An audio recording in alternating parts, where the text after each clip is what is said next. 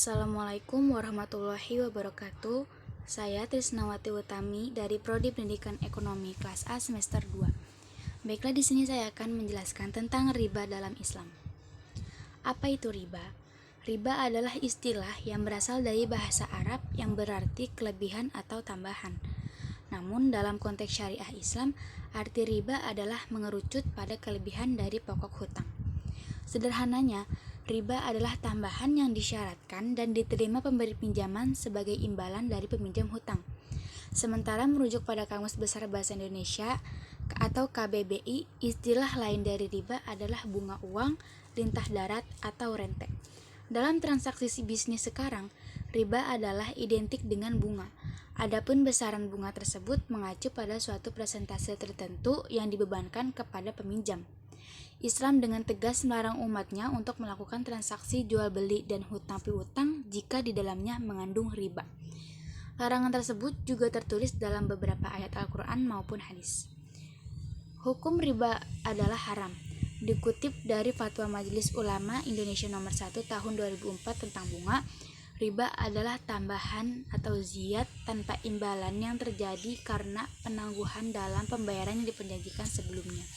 Riba jenis ini yang kemudian disebut dengan riba nasiah. Sementara bunga adalah tambahan yang dikenakan dalam transaksi pinjaman uang atau qard yang diperhitungkan dari pokok pinjaman tanpa pertimbangan permanfaatan atau hasil pokok tersebut. Hukum bunga menurut MUI dinyatakan memenuhi kriteria riba, yakni riba nasiah. Praktik pembangunan yang masuk kategori riba adalah haram, baik yang dilakukan oleh bank, pasar modal, pegadaian, koperasi, dan lembaga keuangan lainnya. Jenis-jenis riba ada 4. Yang pertama yaitu riba fadl. Pada riba fadl, riba adalah kegiatan transaksi jual beli maupun pertukaran barang-barang yang menghasilkan riba, namun dengan jumlah atau takaran berbeda.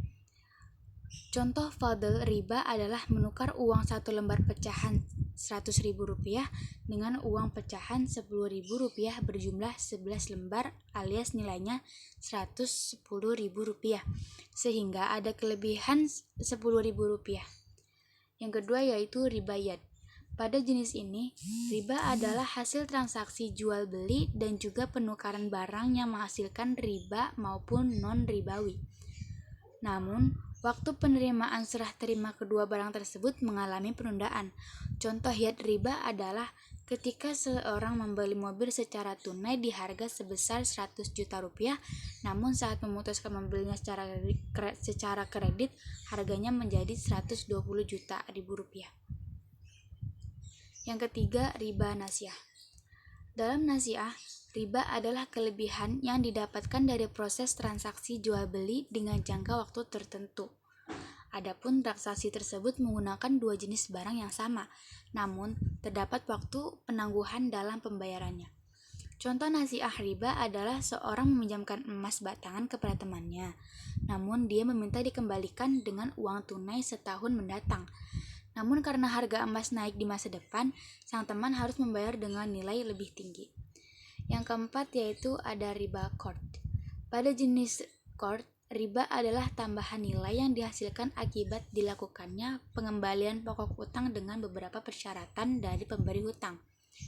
Contoh qard riba adalah ketika bank memberikan pinjaman sebesar Rp100 juta, kemudian nasabah atau debitur harus mengembalikannya dengan bunga 12% dengan tempo angsuran 24 tahun. Dan yang terakhir ada riba jahiliyah. Dalam jahiliyah, riba adalah tambahan atau kelebihan jumlah pelunasan utang yang telah melebihi pokok pinjaman. Biasanya, hal ini terjadi akibat peminjam tidak dapat membayarnya dengan tepat waktu sesuai perjanjian.